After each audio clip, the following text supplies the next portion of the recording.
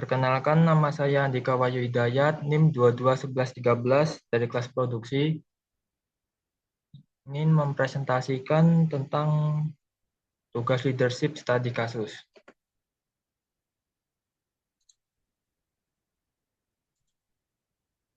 Studi kasus yaitu Yono lulusan baru dari sebuah akademik teknik, lulusan teknik jurusan teknik mesin di Kota Solo. Dia sangat bahagia karena baru saja diterima kerja di sebuah perusahaan manufaktur di Jakarta sebagai group leader. Perusahaan tersebut telah beroperasi lebih dari 30 tahun dan memiliki karyawan yang loyal serta memiliki masa kerja yang cukup lama. Perusahaan juga memiliki reputasi yang bagus, memiliki pasar yang kuat di Asia Tenggara. Sebagai grup leader yang baru, Yono merasa senang sekali dengan promosi yang ia dapatkan dan merasa percaya akan diri akan memimpin timnya untuk berkembang dan maju mendukung pertumbuhan bisnis perusahaan di departemennya.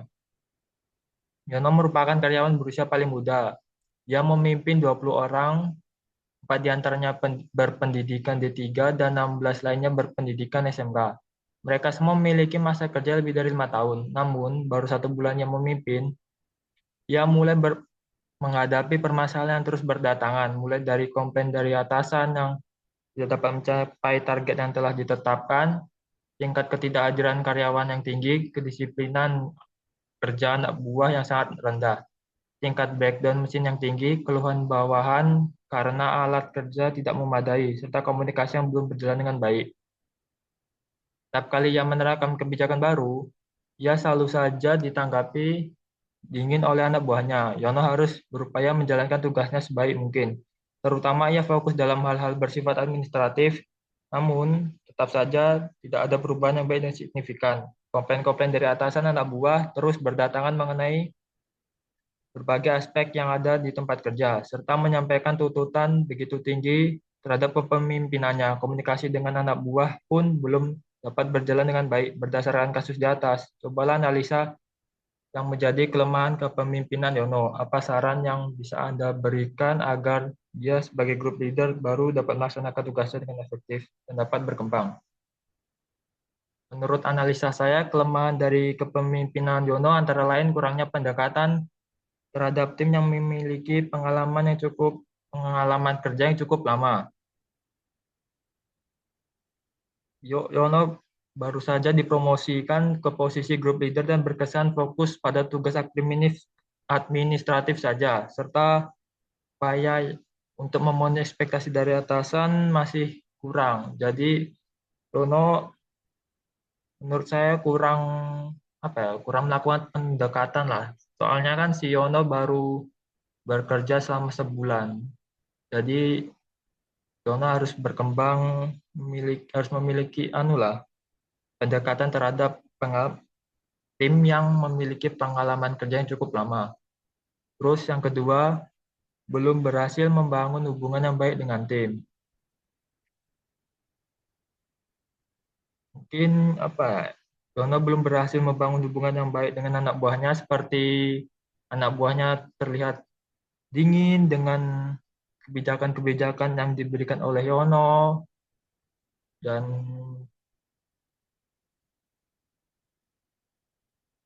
terus yang ketiga, kurangnya keterampilan dan kepemimpinan dan komunikasi.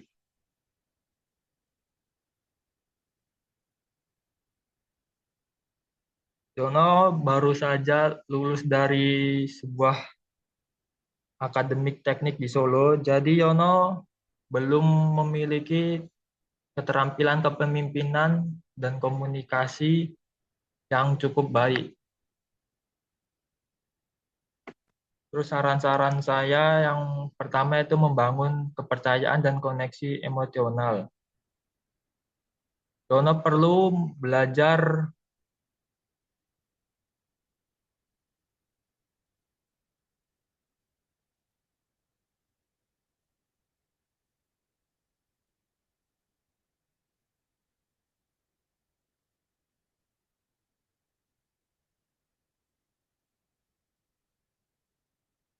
Yono perlu mengembangkan hubungan yang kuat dengan tim sangat penting.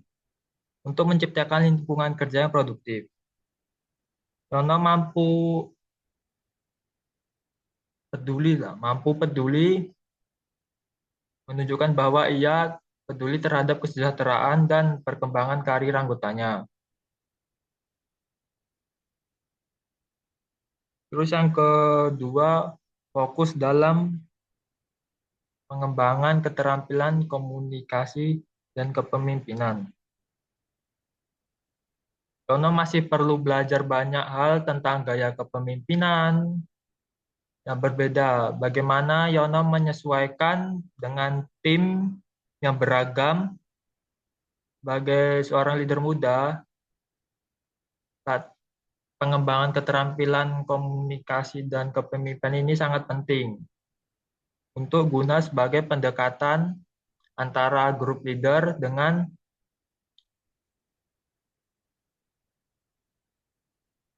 anak buah yang dipimpinnya. Mungkin Yono Mungkin Yono bisa menyesuaikan gaya kepemimpinannya dengan kebutuhan masing-masing karakter dari anggota tim yang ia pimpin. Terus yang ketiga yaitu meningkatkan kedisiplinan tim.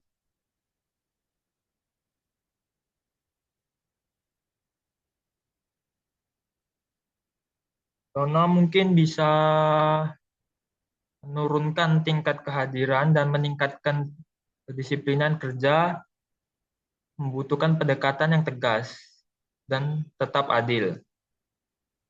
Yono harus menetapkan ekspektasi yang jelas dan mungkin Yono bisa memberikan apresiasi terhadap karyawan yang memiliki tingkat antusias yang tinggi, tingkat kehadiran yang tinggi, dan memberikan konsekuensi yang tepat jika ada karyawan yang telah melanggar kedisiplinan kinerja tim.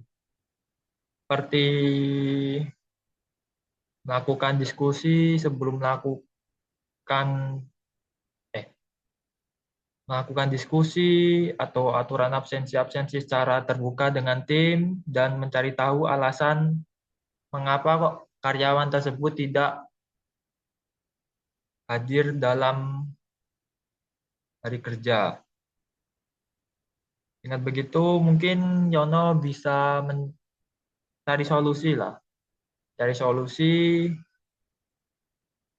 yang lebih tepat untuk kedisiplinan kinerja tim.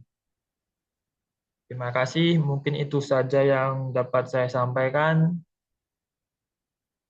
Wabillahi taufiq wal hidayah. Wassalamualaikum warahmatullahi wabarakatuh.